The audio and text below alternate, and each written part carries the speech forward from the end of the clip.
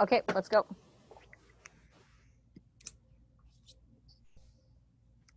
Okay. I think we're live. Awesome. Thank you so much for being here. I'm so grateful to have you on. I've learned so much from you in the short time that I've known you, and I'm so glad that everybody watching, listening, or tuning in gets to learn from you too. So thank you so much. Just to remind people what they're here for, like the whole purpose of the podcast is that business can be better, and it should be. I don't think business should be a slog. It shouldn't be a grind. It shouldn't be painful or stressful or horrible. It should be profitable and freeing. And I think I saw a poll on your LinkedIn the other day talking about 4-day work weeks. I'm like, yes, everyone should have a 4-day work week. Yeah. So that's a podcast. And so I think you're really going to do that for people today. Well, thank you. Yeah, I mean, we'll probably talk about a lot of like scary things in business, but I mean, we implemented the 4-day work week when I came back from maternity leave, mostly because for my own selfish reasons, I wasn't quite ready to come back for 5 days. And so I was like, well, I'm going to just start with 4 days. And then as we went forward, I said, if I'm going to do it, I have to allow my entire team to do it. As a growth company, I can't speak enough about the benefits of the 4-day work week. I find that for the amount of productivity I get from my team, I mean, my team is amazing regardless, whether I think they were working 5 days or 4 days anyway, but the amount of productivity we get from them and the investment that I have to put in them, right? I mean, essentially I'm paying like 80% of what a going rate salary is, but you would be amazed by how much people are excited just to have those additional days off.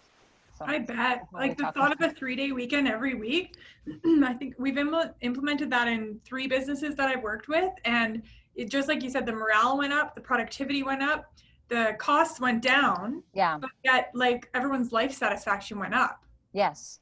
Yeah. You end up creating a team for life with it. And, I mean, here's the reality is that, people are like, well, what if they're still working? But reality is if you were working 5 days, you probably would still put in hours on a Saturday or a Sunday anyway, just because that's just who we are. We're human nature.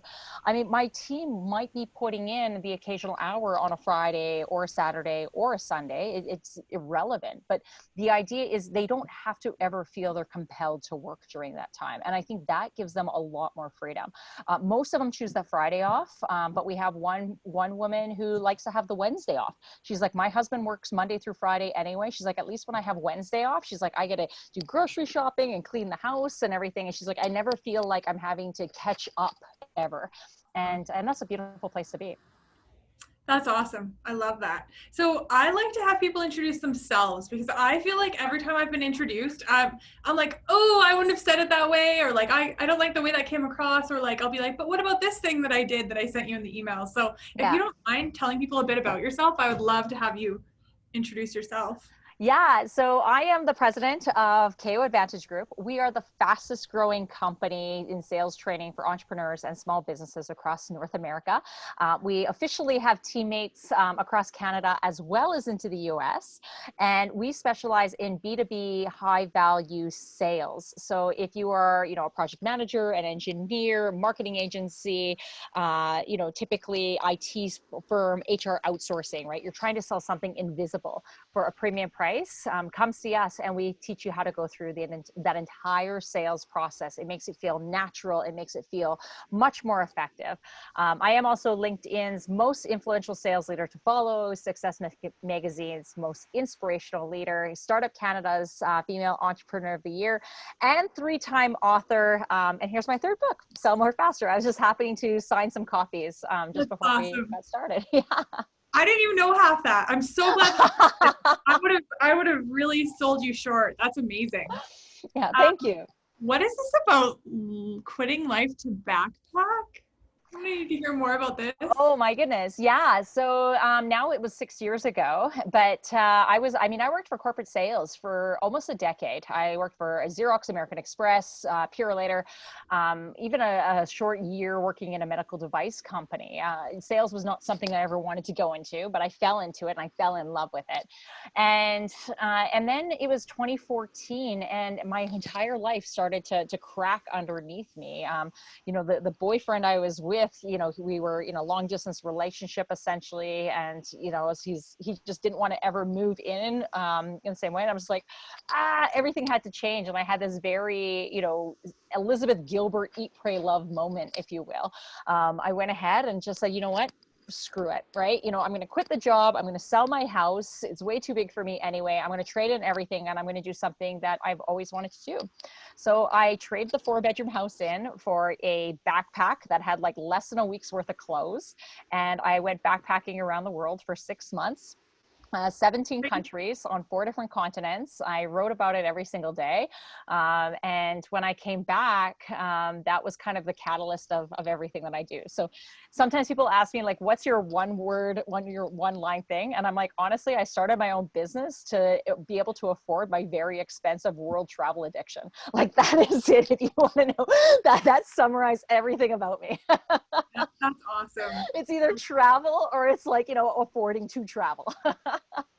Yeah, that's awesome. I didn't know that. That's awesome. I love that. And I want to share my experience with you. Like I was sold on you before I even got a hold of you. I was like, Kevin Gregus told me about you. I don't know if you know this. I don't know if anyone on the internet knows this, but Kevin Gregus was my very first boyfriend in grade 5. So he really cute. was. I hope he's watching this, right? We're all going to do shout outs on how cute Kevin is. So anyway, that's great. But he connected me with you. Lane recommended you. I realized I think last year, just, I'm very much about service and I'm very much about giving and I'm very much about serving others and stuff, but I was always uncomfortable with the sales conversations. And so a testament to your authenticity and your style was like the first time I talked to you, I was pretty much begging you to take me on as a client. Like I was like, no, Kim, just let's get started. You're like, I don't know if I can. I'm like, oh, come on, please. And so that was my first experience with you. And that's just, it's such a good example of everything that I've learned from you. Like you're so authentic and you're not teaching anything that's like trickery or manipulation, or a lot of people I think have a bad taste in their mouth with sales, or even sometimes sales and marketing, but they don't really understand that it's just all about authentically serving.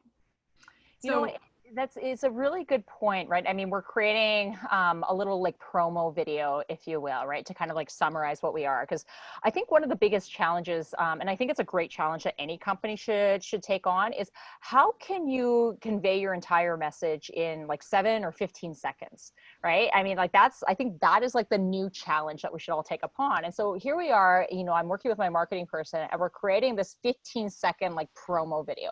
How do we explain what we do and the impact it has for somebody in 15 seconds or less? And as we're going through words and everything, I mean, I think we came up somehow with this, it's going to be naturally you. And I'm like, that's just what it is. Sales is not about, like you said, this manipulation and coercion. Now, don't get me wrong. I've studied that stuff. I love it. I thrive off of it because I think it's really interesting. But at the same time, I want to know it so I also know where is that line. The idea between manipulation, coercion being I'm very selfish versus, persuasion, which is very selfless. Right? I'm doing this because it's in the best interest of you. And I'm just showing you the facts. You can choose. Sales should feel natural. And if at any point you feel unnatural doing it, and there's a difference between pushing yourself outside your comfort zone. That's a different conversation. But everything that you say in a sales cycle should feel very natural. And if it doesn't, you need to find yourself a new sales methodology. You need to find yourself a new teacher, a new formula, something, because it should be the most authentic version of yourself. Yeah, maybe I should have wrote that down, but I think it was even in an email the other day, but there's the 6 stages. Do you teach 6 stages? Or 6? We teach six points in a sales cycle, perhaps. Yeah. You're referring to? Yeah, maybe we can talk about that really quick. Touch on that. Yeah, right. I mean, essentially it's just where you are with the buyer. So, I mean, the way we teach our sales cycle is really about understanding where you are in conjunction to the other party, this relationship. And a lot of sales conversations, sales teaching will all teach about, you know, who you are as a seller. This is what you need to do. And even the classics, right? I mean, like you talk about your spin sellings, you talk about, you know, your, you know, how to sell anything to anyone, right? How to be a rainmaker and everything. They really just talk about what you need to do as a seller, right? This is what you do. This is what you do. And I look at this from a very, you know, kind of like almost romantic relationships side of the business, right? Where you can't go to couples counseling as a single person in the couple and be like, I need my husband to take out the garbage. I need him to do this. And then the therapist would be like, this is what you need to do, right? This is what you need to say. Like that's terrible, right? You want both parties to be a part of it because chances are there's something else going on, right? We need to understand what's going on for each party. So when we do our sales cycle, we ask ourselves, okay, where are you? Where is the buyer in relation to that? Because that's going to help to tell you where you are. And so we start off by just understanding what is the intention and where do you want to get to, or what is the questions you want to ask? And, you know, very first start, like that suspect prospect, just get the meeting. Right? You cannot tell me that they're a prospect in your sales funnel if you don't have the meeting. And oftentimes people will say, you know, well, it takes 2 years to get through my sales funnel or my sales cycle. And I'm like, that's a myth, right? It might take 2 years to like nurture a relationship. That's fine. But when you're in active sales cycle, that should be a very fast period of time, right? Like the moment I have decided that I need to change as the buyer, I'm going to make that decision relatively quick. And that should be less than 6 months. If it is and ideally probably even like 3 months, 4 months, maybe even like 6 weeks type of thing. If your buyer's taking a year to make a decision, it doesn't matter what the price point is, right? I mean, nobody ever makes a decision in a year unless they're really not looking. Talk to realtors, talk to like, you know, car manufacturers of like, you know, your Teslas, your Bentleys, everything else like this. It doesn't matter what the price is, right? When I'm in active sales cycle. So we go from getting the meeting to then asking the right questions, understanding where is the buyer, creating that value, moving you through into that proposal negotiation, and then a cross-selling follow-up. And this should be, ironically, I mean, it was created like a flywheel before I actually ever read the book. I mean, right now I'm reading the book, Turning the Flywheel by Jim Collins, which it is a recommended read, but like be aware, like for like whatever, 40 pages or something it is, it's a really heavy read. I don't think it has ever taken me so long to read 40 pages. So that's scaling up for me. I'm going to review it because I'm interviewing Vern on the vodcast, and I'm like, I can't get through it. Like I can read a book a night in the bath, a whole book in a night. And I can't do it more than a chapter a night of scaling up. It's so dense. Well, and you shouldn't, right? Like scaling up is like a year-long process, right? And it's like, you know, it's something that that you should take your time into. But man, has that guy ever, I mean, if you create one thing that works really, really well, you will live and like ride your coattails forever.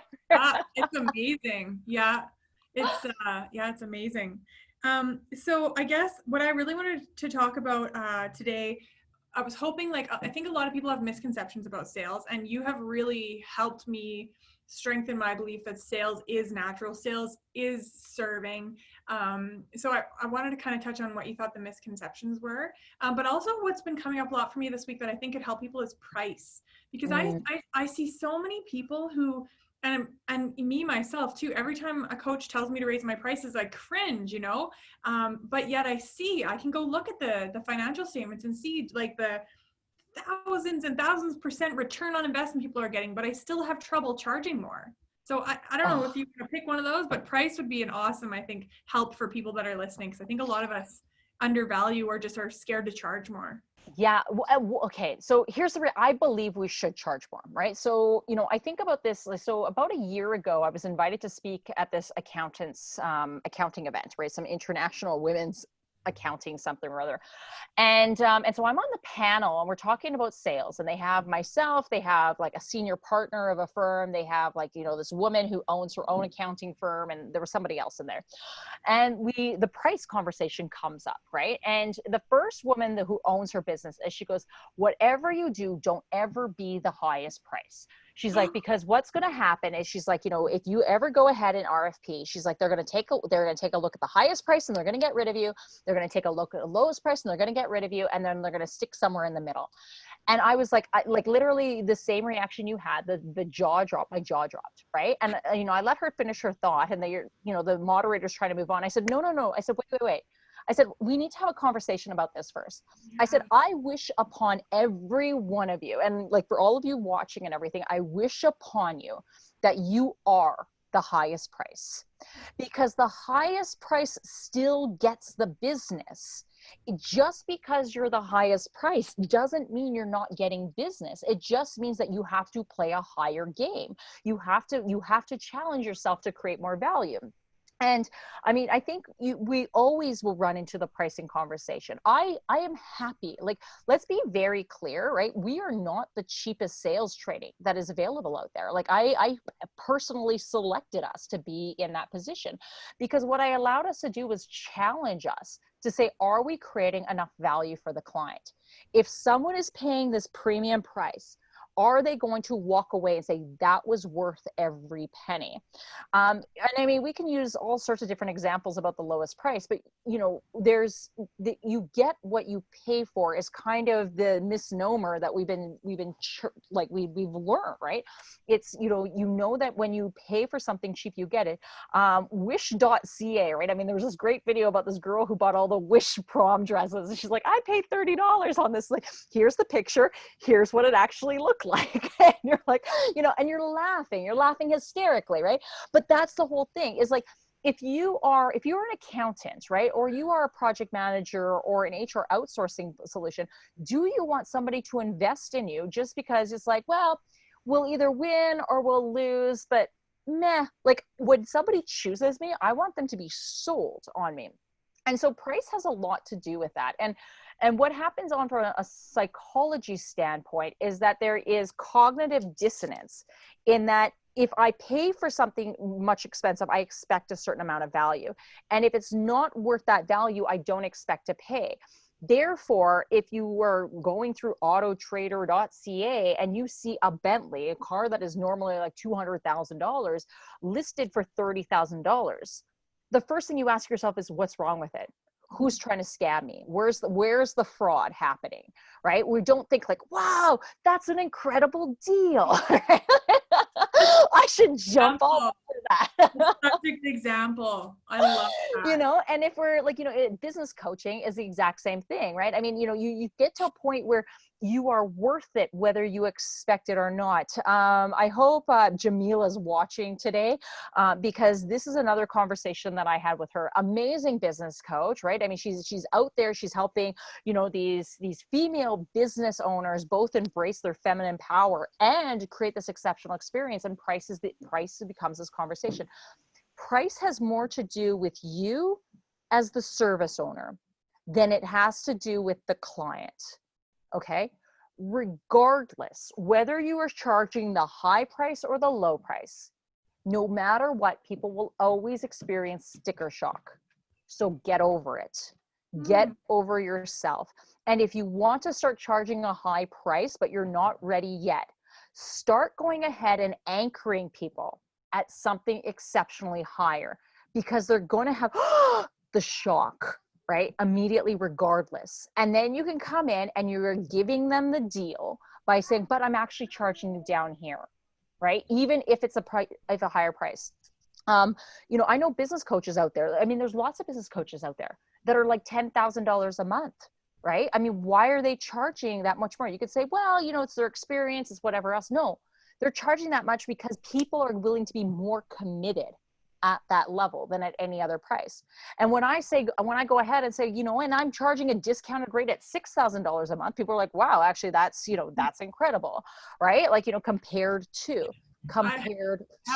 Something. I tell clients how much I pay my coaches before I tell them how much I charge. Good that you should. Yeah. Yeah. And like, I would never, if I found a business coach or a sales coach that was like, oh, I'm $100 an hour, I'd be like, no, thank you. Like, you can't teach me. This guy reached out to me on LinkedIn the other day. He's like, our business coaches make $20,000 to $30,000 a month. And I laughed. I was like, no, thank you. And he's like, oh, well then, you must not want to make $30,000 a month. And I was like, no, I passed that 6 years ago. Like, thank you. Like, it's like the discount. Yeah, and I try to talk to I have a really amazing accountant client who just, the most amazing customer service, the most dedicated team. Like, they're all cross-trained, so it's so much better than most experiences because anyone can help you. And Yeah. there's literally no mistakes. And they find people so much money, tax savings. But they don't want to be I always say be the best and charge the most. And they're like, yeah. But it's like, no, if people are shopping around and they get a quote over here for 6,000 and you're 3,000, the better clients, a lot of higher quality leads are going to choose the more expensive one because they think they get what they pay for. So do you find that too, with the higher prices, you attract better clients? Yes, hands down. Like, one thing I can be emphatic about is that every single client we get will get their result, right? Every single one of them. Every single client we have, we absolutely love because they are committed to it. I could charge, and maybe one day I'll do like a study or something, right? But if I charge the exact same program for $500 instead of $5,000, we would end up getting so many people telling me that it's way too much work. It's like, it's really like, it's a lot, it's expensive, but nobody is going to say at $500. So like, holy crap. Like, what we actually get is people at $5,000 saying we would have paid even more for that. Yeah. Right. And, that's where I want to be. The other thing about being a premium price is that because I'm a premium price, I don't need thousands of clients. I don't need hundreds of clients. I need a couple handfuls of clients. Yeah. And that is enough to sustain our entire company. And when I only need a few clients, that means I get to spend way more personal attention with those that just want help. Right? We get to do things like sales strategy sessions. We get to give away free lunch and learns and webinars and like crazy amounts of content. Like, we're just like, yes. We want to create, we want to inundate like the market with great free resources. And there's free resources that are at a premium. If I was charging at $500, I would have to look at every single person as your client, your client, your client, your client. And every single conversation I would ever would have to end in a sale, which is unnatural for me. How do I go ahead and say, be there for people, be a relationship giver, and oh, by the way, make every sale with every conversation? Like, those are opposing values. And so by saying, you know what, I'm okay saying no, I'm okay not accepting, I'm okay walking away because I know that another great deal is down the road. That's the place I think that every business owner deserves to be. And I think we need to be there. We'll probably touch on it right now because we're going to talk about times of recession, but especially in times of recession, that's where you need to be. Oh, well, let's talk about that then, because we did our Better Business Club, our online coaching program, for free for 3 months. And now we're charging like half price for it. And I still feel guilty doing that. So luckily no one's asked me this yet. So if I try to tell my clients to raise their prices, or if business owners are listening right now thinking, well, I was going to raise my prices, but then COVID came. What is your answer to that? Oh, so I mean, economics tells us that no matter what, prices are sticky, right? And that once you choose to raise them, it is really hard, or sorry, not necessarily raise them, but once you choose to lower them, it is really hard to ever try to raise them again, right? At some point, you're going to have to raise them. Now, timing is everything, but be very clear. If everybody's going to have an individual look at their business, but if you have clients that you just don't like, they're eating up time, right? The time that you're spending with them is just not worth it. I had one client, and I took her very early on in my business because I needed the money. I'll be honest, right? Like, I needed a client, and everything about the conversation we were having, I should have, like, those spidey senses were going off. I'm like, she's just not going to do the work. She's just like, she's looking for the scapegoat. She's looking for the fast answer. But I needed the money. I said yes to coaching her. And every single month, it felt like it was a drain on me. Every single month, it was like, she would show up. She just didn't do the work. I'd be like, what are you paying me for? Like, you obviously didn't do the work. And it was excuse. And after 5 months into our 6-month contract, she finally fired me. And it was a big sense of relief because I was like, oh my goodness, I should have fired you. You fired me. But I was like, like, good. Like, I'm glad, because this wasn't the relationship that I should have been in. Now, the reason I took her was because I was desperate for the money. If I told her, listen, I'm going to increase my rates to where I should be, that would have been a really easy decision. Now, what could I have done if I wasn't serving her? What could I have done? I could have been building my business. I could have been taking on a client that was going to pay me the rates that I was. I could have been doing things that I genuinely loved. And sometimes you're going to have to raise your prices, and you will lose clients in that process. And that is a good thing. That is a good thing, because they either don't understand your value or they don't understand where you are. But be aware of when the time is right. And I mean, I could talk about pricing forever, right? The unfortunate reality is, especially as solopreneurs, too many people price themselves as a solopreneur and not as a business. And so what they end up getting stuck with is having to raise their prices like every single year, right? Whereas, if you take a moment, and, for those of you watching, watch again when Bern Harnish comes in, because he's going to talk to you about, what does it look like to actually plan your business, 5 years in the future. Plan your business and the prices for where you want to be 3 years and 5 years down the future. And you will be better off. You will be more profitable. You will have more money to invest in your business. You will scale faster that way than just saying, well, I'm just a solopreneur and I only need to make $100 an hour, so this is how much I'm going to charge, right? Because it does not serve you. It does not serve your clients. It does not help you to grow. Yeah, and I always bring people back to is it worth it? Because you could go get a job to make $100 an hour if you really wanted to just work for an hourly wage. But when you own a business, when you're out there being the one responsible for people's paychecks and bringing in business and paying the bills and keeping the lights on, you take on risk and you take on stress and you take on some sleepless nights. So you got to make sure it's worth it. The business has to reach your goal. Yeah, the reality is, most people, they think they're making $100 an hour. They're not. Right? Yeah. They have not, like, they're only making $100 an hour when they are actually doing the work. But as a business owner, I mean, you are having to do the marketing, the content creation, website design, networking. Who is paying you for that time? Is that worth nothing to yourself, right? Because that's essentially what you're saying. And when you actually break down the number of, like, and you're honest with yourself, and you say, this is the number of hours I've actually put into my business, this is the amount of revenue I've actually brought into my business, what you're going to find is that you would actually be better off getting yourself a minimum wage paying job at Tim Hortons, because at least then you are making enough money to sustain yourself, right? And right now you've given yourself some misconception that you're making $100 an hour, but you put in 40 hours to get that $100 an hour, that it actually works out to be like $7. And you're like, Yeah. I'm technically illegally hiring myself, right? Like, I should call labor standards on myself.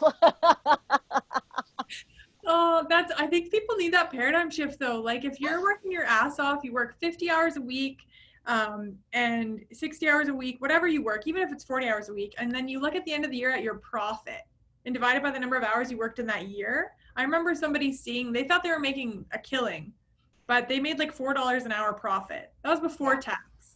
Yeah. So that's like a sobering, I think that's a sobering, yeah, you really have to look at that.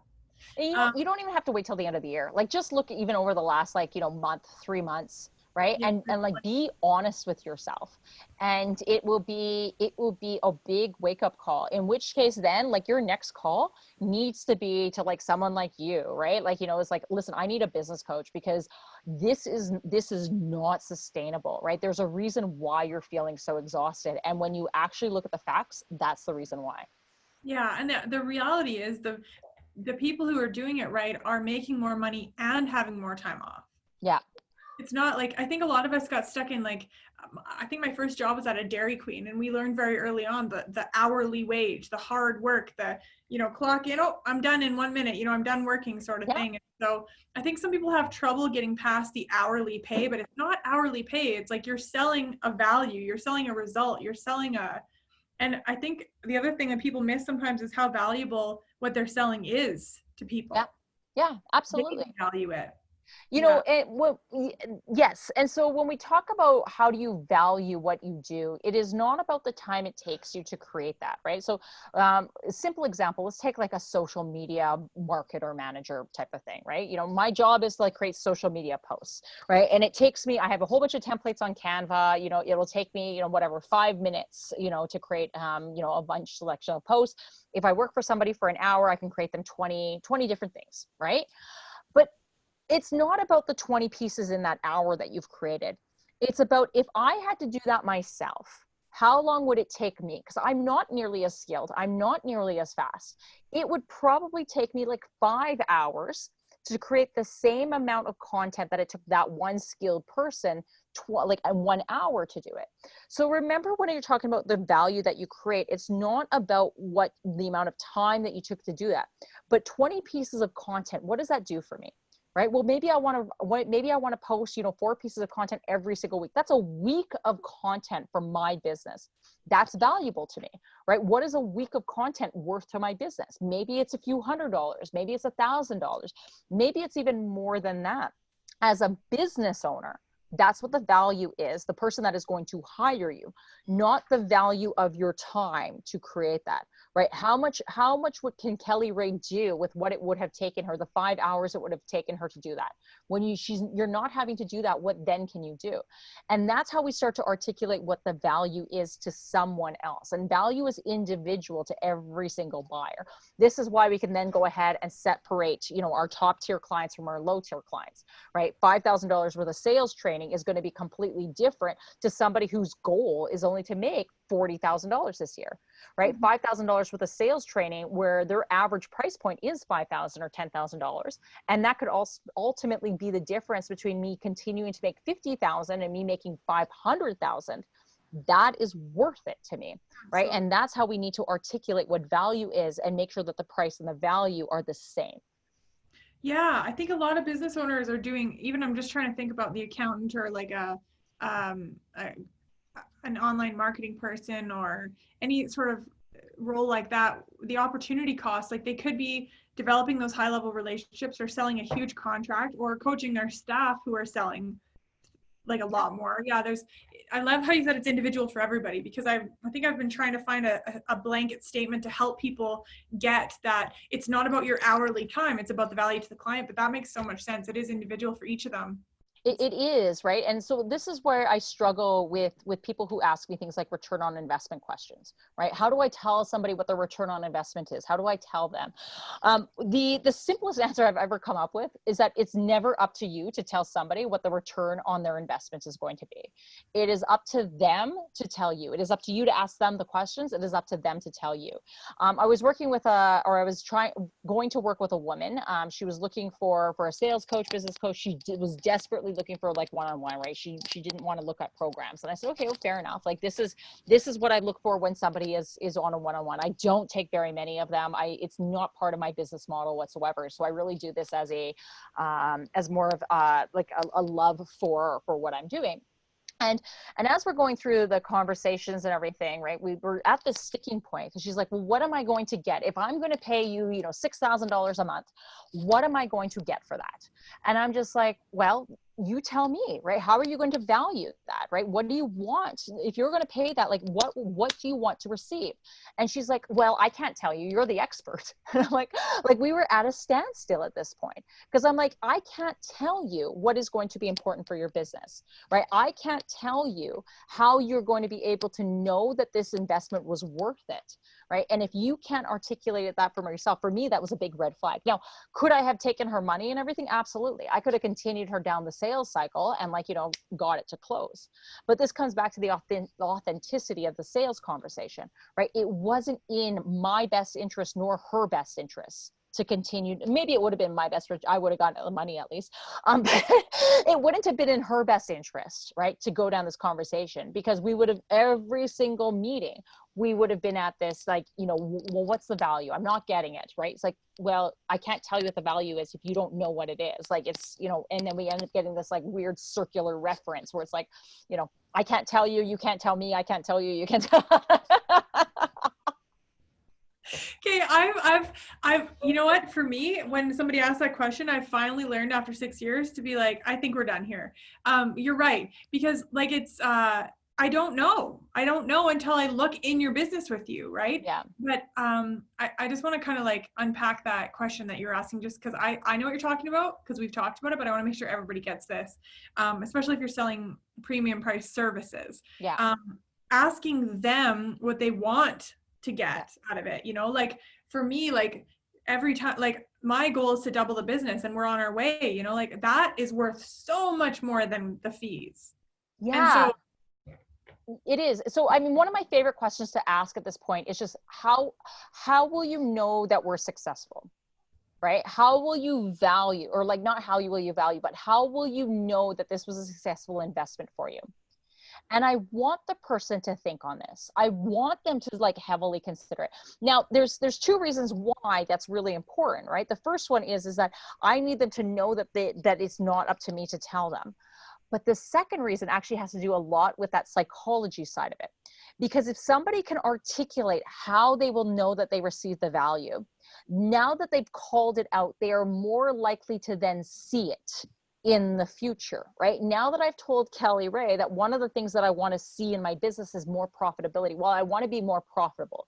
Okay, what does that mean to you? And she starts to dig in.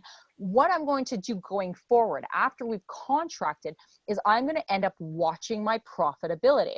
I'm going to be putting more intention on that, right? Which ultimately will actually make me more profitable.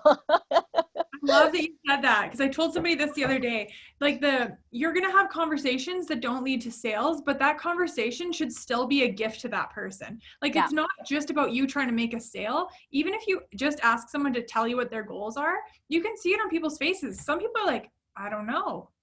Like, well, you can figure that out because that's a huge gift to you, Yeah. Yeah, Yeah. absolutely. That quick. Absolutely. Yeah. We're not here to give everyone the answers, right? We're here to give you really good questions. And when you have really good questions posed upon you, now you have to think of it differently. And there's going to be, because if I gave you all the answers, you're like, oh, that's good. Now I know, right? Like I put the book on my head, I've read it, now I know. One of the quotes that we use, or one of our slogans, is essentially like, education is not the same as application, right? We don't want people to come away being really smart. We want them to actually do something in their business with it. Yeah. And I think one example I want to share from my experience is like, you have no idea how you're going to affect people or how you're going to change their life. Because for me, they're like, when we're talking and we're coming up with ideas and you're making recommendations or you're asking me questions and I'm having realizations, like it doesn't just change the way I do business or increase the service to my clients. Like it fundamentally has improved my personality. Like some of the things you want me to do, I'm like, why can't I do that? Why am I, Yeah. And so it's like, it's just, coaching is just so, it just creates such exponential value. It's like, it's not just the money. It's like your life. It's like the book, the book, The Slight Edge. Oh, I don't know that one. They just talk about like incremental changes consistently done over time create like this much higher success rate later on. I just feel like, yes, reading books like that, yes, making small changes in your life, yes, but like coaching, once you've tried a good coach anyways, there's nothing like it. It's just makes an incredible powerful difference. I will fully echo that, right? And I think we need to find, different coaches for different points in our lives. We have to constantly be educating ourselves. If you as a business owner have not allocated a certain amount to personal learning and development, you are doing your entire business a disservice. Absolutely. Right? Like this is, this will affect your leadership in your company. This affects your employee morale. It affects like the ways that we look at different things. I mean, I have, and you and I are no different, right? But I mean, in my business, right? I mean, I have my coach and I have a peer mentorship group, and both of them serve completely different purposes, and they, at the same time, right? I mean, I walk away like reflecting and being like, okay, like I can be a really good leader, and I can, and it's what it's meant to do is not in the points where you are in that, holy shit moment, but rather in before you get to that point. because the things that your coach is going to pose to you are not if questions, but when questions, right? The reality is you are going to have employee issues. The reality is you are going to be in a position where you're like, the revenue just isn't coming in, right? We have to pivot our business. We have to shift. We have to grow. We have to invest. We have to, and all these questions are going to come up, and a really good coach is going to have you prepared for that game day decision, not sit there and like, the last place you ever want to be is like the bottom of like, you know, the ninth and everything. You're up to bat, and all of a sudden you realize that you have no idea how to actually swing the bat for this pitcher. Right? Like that's just not where you want to be. Yeah, absolutely. That's a good point, because a lot of people are like in that reactionary place where they're constantly trying to deal with that swinging the bat. But it's like you have to get coaching and educate yourself and learn more and grow so that you can prevent more of those things down the road, but also be prepared to handle them when they come. Yeah, it's a really good point. It's so fundamental to your business, right? I mean, you know, as a, like, I mean, you know, there's the old saying, like, readers are leaders, or leaders are readers, and things like this, right? But I mean, you know, if you want your team to succeed, right, and whether it's an actual team or a future team, you owe it upon yourself to be, you know, humble enough to say, I don't have all the answers, but I'm willing to go find them. And not only am I going to find them, but I'm going to find them from the best source that is available, not the cheapest source, not the free source, but the best source. I want the best business. I shall therefore go to the best source. Not I want the cheapest business. I will then go to the cheapest source. Like that's just, it's just so counterintuitive. Yeah. Awesome. Awesome. So I always like to, after we've taught people like 100 things that will really change their business, at the end, I always like to get my guests to give a quick tip if you can. And it sometimes ends up being a long tip, but just something that people, if they're feeling kind of overwhelmed, they're like, oh, I'm going to have to go back and listen to that podcast again and write it all down. But if they just take one thing, like one actionable thing, what would you leave people with? You know, I like to, like, I mean, sales is a process. And I think that we need to take a look at what our sales process actually is. So, I mean, the fastest way of knowing whether you have a process or not is, I mean, you know, look at what your last sales deal was. Can you actually break it out into 5 parts? Right? Can you say like, this was the step, this was the step, this was the step? And if you can't do it, right? I mean, and I'll give the link to everybody listening. You can go to bit.ly/sellmorefasterbook, all one word. And you can actually download my entire book for free. Thank you. Learn what the actual process is, and then use it and apply it to your business. Right? I mean, the biggest thing you want to do is how do you replicate success? And watch, you know, when you have Vern Harnish come on and everybody else like this, all they'll talk about is creating a process, creating a system, doing it again and again. Figure that out specifically for sales, and you will never, ever fail. Wow. I love that. So look at your sales process. How do they make their sales process better? Look at what works and systemize that. Get rid of what doesn't work. Yeah, right. I mean, sales is an art as well as a science, right? Figure out like, how many conversations am I having? How many meetings am I having? And then from there, you will be able to actually say that this is more effective. Like if you're giving out, if you're putting out like 3, 4, 5 proposals before one actually closes, I can tell you right now, you have a broken process. Right? You should not be putting out more than 2 proposals. You should not be having more than 4 meetings for every client that will eventually close. And you shouldn't have to reach out to more than 10 prospects. Now, those numbers might vary a little bit, right? We've noticed, just especially in COVID, our numbers have varied a little bit, but they shouldn't be dramatically off. And if you're finding that you're having, you know, you look at your calendar or you've had 20 meetings, you know, over the last month, and you haven't closed 1 deal in that same month, that tells me you have a broken process. Something is not working, and therefore you need to go and seek out the sources to help you find out where is the crack in this. Yeah. Yeah. You like when you were telling a story in I think it was a webinar about the 6-slide proposal, and you were kind of making fun of the person who, I think you used like a boyfriend proposing to a girlfriend situation with instead of like a nice romantic proposal that was enjoyable for everyone, it was like, I emailed you a contract, babe, like check it out. Yeah. Here's the prenup. Yeah, the prenup, that's what it was. I was like, oh no, oh no. So the proposal stage, I think, is a part that a lot of us screw up. And I know that I was too. I couldn't believe when I heard from your point of view and what you've taught me. Like, I'm like, oh my gosh, that is how it's showing up for people. Of course, that's not received well, you know? So if I'm allowed to, I would love to share for my quick tip that 6-slide proposal webinar link. Can I share the recording of that? Absolutely. Yeah, you're more than welcome to.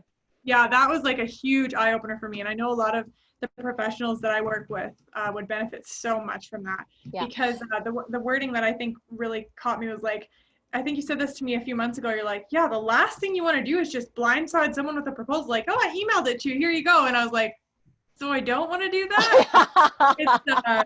It's so different, and feels so good for everybody involved, and it's so the right way to do it. Yeah. It's, you know what, I've gone through, I mean, now I've gone through a few textbook closes, right? Like, I mean, we've had, and it's amazing. Like when you follow that process, like it is seamless. And it's like, I mean, everybody knows exactly what to expect. And like, you know, on the price, and it's like, I mean, you know, let's talk about fallacy for a little bit, right? Is that, you know, when the more the price is, the longer the sales cycle has to be, right? And people think, well, my sales cycles, Kim, I'm closing like, you know, $50,000 deals, $100,000 deals. Of course, they're going to be, you know, 4 months, 6 months long.